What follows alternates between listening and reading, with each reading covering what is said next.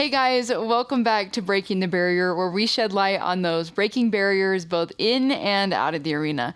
I'm Rebel Saklocha, and today we are visiting with someone who spends a great deal of her time arena side, as she is the event coordinator for the South Point Arena and Equestrian Center in Las Vegas. Joining me today is Rachel Kokernak. Rachel, thanks for being here. Yeah, thanks for having me, Rebel.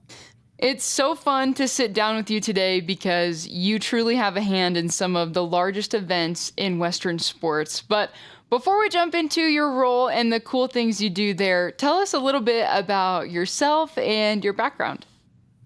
Yeah, so definitely never would have expected a million years to be here, for starters, at the South Point. So I guess we'll get started how it started. I was born and raised in Chandler, Arizona. So I was not involved in any of the Western sporting, equestrian, or agricultural background at all when I first started. So how that started was when I turned 14. I was got my first horse, so that kind of was my first foot in the door in the equine industry. So I got with a trainer. I was able to shadow under her and learn more about the equine world. And so that made me have a passion to study equine sciences at Colorado State University. I was there from 2018 to 2022. I earned my bachelor's degree there, also minor in agricultural business. When I first started there, I was on the pre-vet track. So I was like, I'm going to be a large animal veterinarian. And that was my goal. Obviously, when you get to college, things change. My degree never changed, nor my passion for the equestrian industry. And so my senior year, my director there put me in touch with Steve Stallworth here, who is the general manager of the South Point Arena and Equestrian Center. And that connection was made later on my senior year. And so I got to talking with them. I really had no idea this job existed, really had no idea South Point existed to this extent. And so I came out here after I graduated that summer, did an in-person interview, did over-the-phone interview, and then I just decided, was like, well, why not? You only live once. So I decided to pack up my things from Colorado and move here to Las Vegas, and I took the job, and I've been here for 2.5 years, and I've loved it ever since. Wow, very cool. Well, college graduation can be really overwhelming for many people as they're sorting out their options and whatnot, but you really just dove headfirst into an exciting career. What was that transition like for you, and what was that process like? Absolutely. Yeah, it was kind of like I was kind of scared, obviously, at first when I was approaching graduation in May. I still had no idea what I wanted to do. Wasn't sure if I still was on the veterinary route. I knew I needed, if I was going to pursue the veterinary route, I needed a year off, but this opportunity presented itself and I couldn't let it pass up. It was too great of an opportunity to just set aside. So I decided to take it. So I just packed my things towards the end of that summer and moved out here. And it's been a great opportunity ever since. Awesome. Well, lots of people are familiar with the South Point in the Western world, but I don't think a lot of people truly understand the extent at which the South Point has a presence in putting on Western events. And I think I read online, correct me if I'm wrong, that the South Point hosts events 46 weeks out of the year, Western events, that is. Yeah, we do. We're pretty busy, and 2025 calendar has got us really booked, especially with the equestrian side of the world. We used to do more non-equestrian events, but our owner here, Mr. Gahn, is pushing us to go all the horse shows or bull riding events, rodeo, whether that be. And so that's what we're really focused on. We only have 2 non-equestrian events now. Wow. Yeah, that's crazy. Well, talk about some of the large events that you help put on. I know the Run for a Million is at the South Point, World Series of Team Roping finale. Obviously, the National Finals Breakaway Roping is held there. Talk about the extent of those events in particular. Yeah, so those are definitely our top 3 big ones. For sure, World Series of Team Roping finale in December is definitely the biggest event I've ever seen and ever dealt with in my time. We obviously have 5,000 team ropers come to property. They're roping in all our arenas here, and then we build 2 more arenas down south with 1,800 portable stalls. Even though that event is giant and massive, and obviously NFR's in town, and there's just thousands of people here, it really goes smoothly because of Connie Gentry and the World Series of Team Roping staff. They are on it. They're organized. They've got everything ready to go. They make the decisions. It's done. So they really make it easy for us. And they've been here, they've been here like 18. I think this will be their 19th year here. So they know. And we've had staff here that's been here forever. Obviously, I haven't been here forever, but they really have got it down. So they're great to work with. We also, during that time, put on the Cinch Western Gift Show. And we put that on our end. D Smalls, our vendor coordinator, does that. So that's a little bit more challenging because we're the promoter and we're the ones that do that, while World Series of Team Roping has their own, obviously, staff to handle that. The Run for a Million is another incredible Western sporting event in the equine industry. It's really grown over the years. I wasn't here when they first had their event in 2019. My first event actually ever at South Point, I moved down here end of July. And in August, that was my first event, was Run for a Million. So that's pretty crazy. But it's been cool to see it evolve over the years and what it's grown to. You know, we have the Cutting Horse Challenge now, Cow Horse Challenge, and obviously the $1 Million Reining on Saturday. And that event is incredible, just to see all three disciplines come together at once under one roof and all the different people involved with it. That's another factor too in it. And so it's changed, not necessarily changed over the years, but they're always adding something new, like the live festival Sage and Holiday. They have new and upcoming artists, or whatever other challenges they add in the arena. Last year we had the bareback riding. The year before we had like bull riding. This year's going to be something else. So we can't necessarily copy and paste the event. We're always doing something new. Yeah. Well, in talking about these events, you have mentioned a few names of other people on your team who help these events go smoothly. What kind of a team does it take to pull off all of these things? And I don't know how to word this, but how many different moving parts or departments are all collaborating at a given time? Yeah, so on the arena side, we have a lot of our own departments. We're still attached to the hotel casino, and we still get some of that personnel involved. Obviously, we have our own event management personnel up here and our own arena staff. And then we have our barn staff, so our barn manager. And then we have our own cleaning crew, and they're really the backbone. They do it all. So they go and clean the stalls after the event's over. They set up any tables, chairs, vendors on the concourse for any of our shows. So they really do everything, and they help out. We're really grateful for them. We have our own operations crew for the dirt in the arenas, making sure they're built and ready and the dirt is ready for the event. And we'll drag the arenas during the events as well. We have our own food and beverage department. So we have our own concession stands, our own bars. So we have to staff those. We also have our own catering within the food and beverage department. So if a show needs to feed their staff for staff meals or put on any special exhibitor parties or functions, we have that option too. We have our own arena audio and visual department as well. Since we have a Jumbotron, all the data collection for any scoring as well. So there's a lot of moving parts. And then we also another challenge, we have to coordinate with the hotel for any hotel barn check-in. We have to have their staff come over. So not just working with the arena and all our own individual departments here, we have to work with all the departments over at the hotel as well and communicate with them and send out any information ahead of time about the show. Yeah. Gosh, that's a lot of moving parts. Well, with that being said, with 46 weeks of the year being filled by an event of some sort, what does a day in your life look like? Obviously, that changes from event to event, I'm sure, but give us an average day in Rachel's life. So I will use, this week as an example. So we're on day 3 of the Silver Dollar Circuit. It's a smaller quarter horse show here at the South Point. And so between the event management team, so we have our director of operations, who's my boss, and then we have the event manager. Between the three of us, we coordinate with the show ahead of time and make sure we have all the information so we could get that out to our team.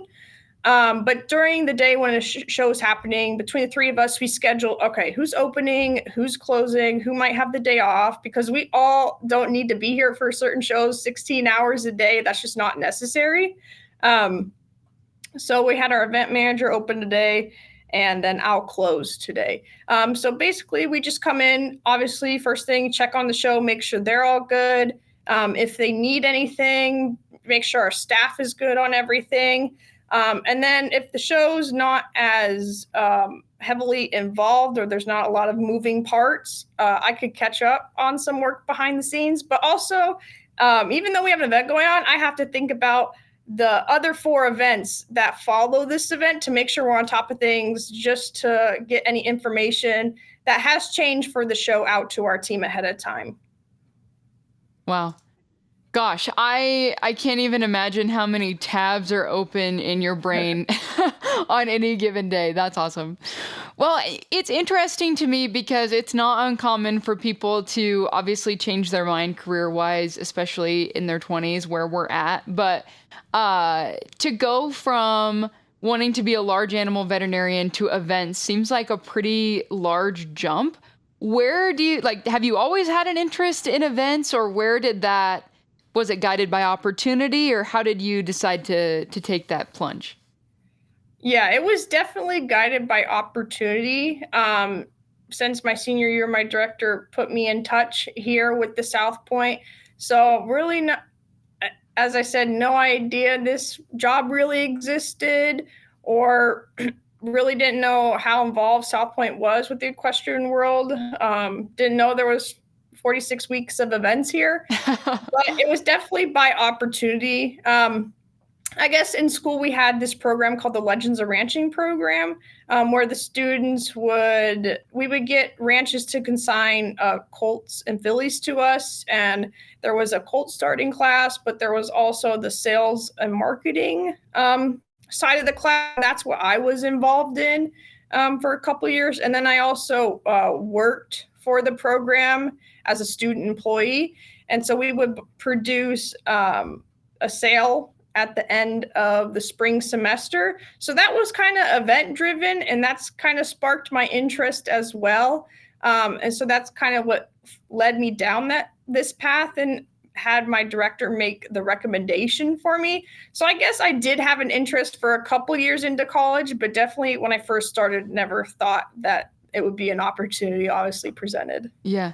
I'm very jealous of the Legends of Ranching program. I follow along from afar and just wish that every university had something like that. But super cool to hear your experience there. What would you say was the biggest learning curve obviously you had some experience with events, as you mentioned, but taking your first real full-time job out of college on such a large scale, what were some things you had to learn as you went?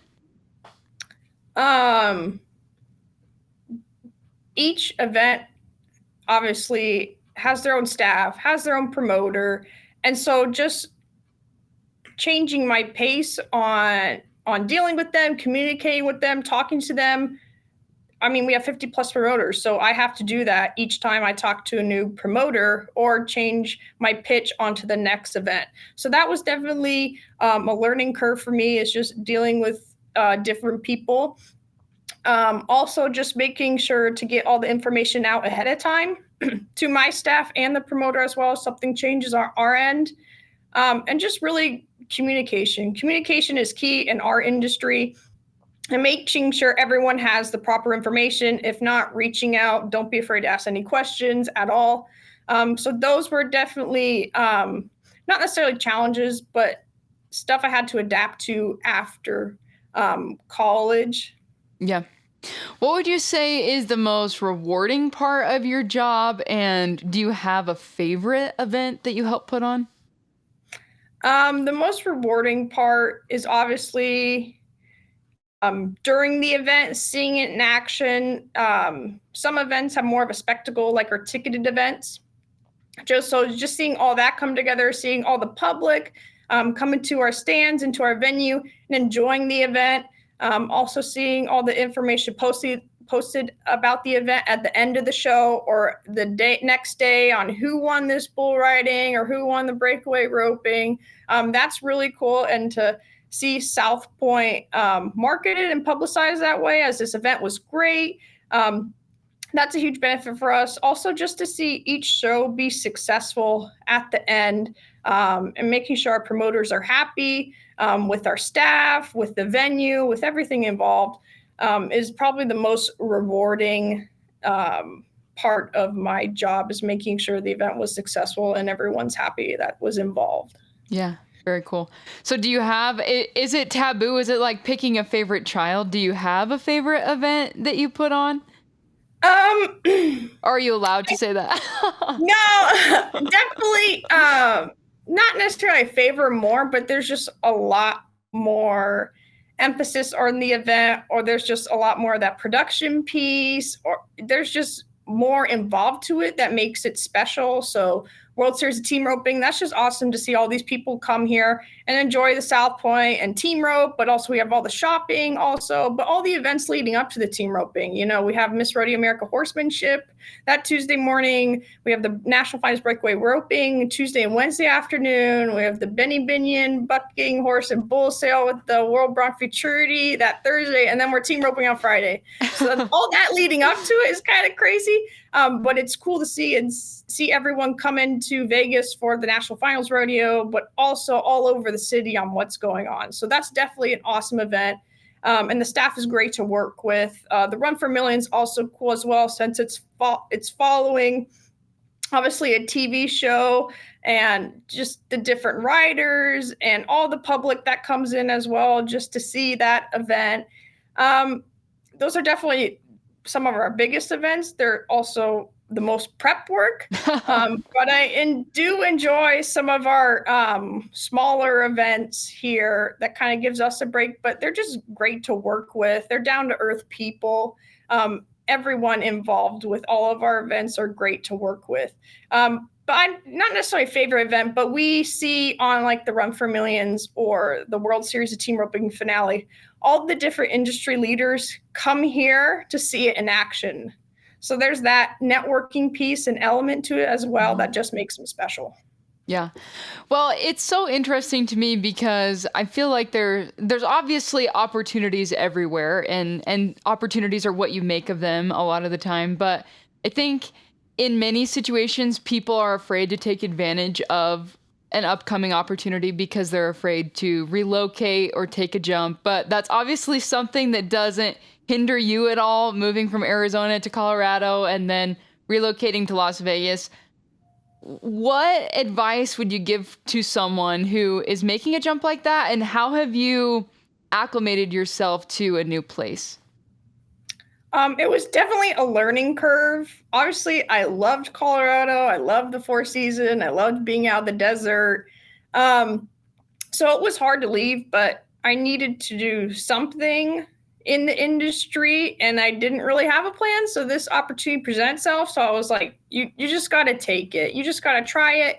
Even if it didn't work out, it did for me. And it might not for some people. You just have to try it and take the leap of faith, because you got to put yourself out there. And I've met a numerous amount of people in this industry. And so that's been a benefit, but also a blessing that I took this job. So it's just reinforced the fact that my decision was right. And even though it was scary at first, I was moving back to the desert. I was moving to Las Vegas. I'd never been to Vegas until I came out here after my senior year to do the in-person interview. So that was a big thing as well. I've never been in a casino, I've never played blackjack. So that was kind of wild to come out here, and never would have imagined it. But I had people behind me as well that were egging me on to do it. And so you just have to take those opportunities that present themselves. You just have to, because you never know what might follow along with that. Yeah. Well, it's really cool to talk about your job and, of course, the scope of the South Point. But on a more personal level, I'd love to just get to know some of your interests outside of work and some of the things that make you tick that way. Yeah. Obviously, I have love for horses. I don't have any right now. It's just not financially, or I don't necessarily have the time to take care of one right now, nor do I have, obviously, the land in Las Vegas to have one. But I guess when I'm off at South Point, I just like to hang out with my friends. No, I don't have any family here, which is fine, but my coworkers have become my family. South Point is a family mentality here, so we have everyone's back. But also, I have a dog, so I like to hang out with my dog as well. I love to travel as well. I try to get away once in a while, even though we have a busy schedule here. I try to go out and do things and have different experiences. So I love to be in the outdoors, even though that's not always a possibility in the summertime when it's 115. But we have Lake Mead just down the way, so I love to go out there and hang out in the summertime and stay cool. Yeah. Okay, so I have to know, what kind of dog do you have and what's their A name? Labrador Retriever. Oh, adorable. Yeah. Yeah. Oh, so fun. Well, just recently you were recognized by Cowgirl Magazine as a member of the 2025 30 Under 30 class. Obviously, that's a nod to all of the hard work that you do at the South Point, but also just your passion for the industry in general. What did it mean to you to be recognized in that way? And yeah, what does something like that mean to you? It's really important to be recognized in the industry and have an impact in that manner, to be recognized that you are doing something valuable within the industry. And I always want to promote our industry, even if it's not horse shows or whatnot. And the whole agricultural field of what we do needs to be promoted. So being involved in Cowgirl 30 Under 30 class is awesome for myself, but also to meet all the other cowgirls that have been recognized, such as you, Rebel. Oh. Congrats. You're in the class with me this year. But to see that grow, and I know that program has grown over time and gotten bigger and bigger and bigger, is pretty incredible. That every one of those ladies has had an impact and still has an impact on this industry. Most definitely. Well, super excited to meet you in person in April. It's really fun to kind of get to connect this way beforehand. At least we'll feel like we know somebody that way. But as you kind of look ahead to this next year, or, you know, even further than that, what are some of your personal goals, or what are some things you'd like to see happen, either from the professional lens or more on a personal note? Professionally, definitely keep doing what I'm doing here at South Point. I love it here. Everyone's great here. Definitely a lot of our promoters have been the same over the years. We picked up a couple new events this year. So meeting them, being involved with them, just incorporating our impact on an industry here at South Point as well. Networking, continuing the networking with all our different industry leaders that we interact with. We have a ton of great sponsors here at the South Point, and meeting them each and every time is incredible. We pick a couple up every few years, so that's cool to meet different industry leaders as well involved here on site. Also, all the different exhibitors that come from all across the country or even the world to come here to South Point to either show their horses or be involved in bull riding or just be a spectator and come check out any of our events is incredible too, that I love to see each time an event comes. But overall, it's just a great place to be, and I'm grateful to be here. Awesome. Well, Rachel, thank you so much for spending some time with us this morning. I really like to close out each episode recording with a little bit of advice that you would pass along to someone else. So if you could either give a piece of advice to your younger self or to someone in similar shoes that you have walked in, what would that be, and what would you leave us with? Definitely to my younger self, that it will all work out the end. It always does. But also some advice for anyone. Definitely take the opportunity if it presents itself, but also do everything you can within the industry, whether it's an internship or a short-term job or a lot of different odds and ends jobs on weekends or whatnot. Just do it to be more involved, but also educate yourself and then network with different people in the industry. Awesome. Well, Rachel, thank you so much for spending some time with us today. I really appreciate it. Yeah, you're welcome. Thank you for having me. Well, once again, that's Rachel Kokernak. She is the event coordinator for the South Point Arena and Equestrian Center in Las Vegas, Nevada. If you are listening to this episode, please know that all previous episodes of Breaking the Barrier are always available to watch on YouTube as well, and we'll catch you next time.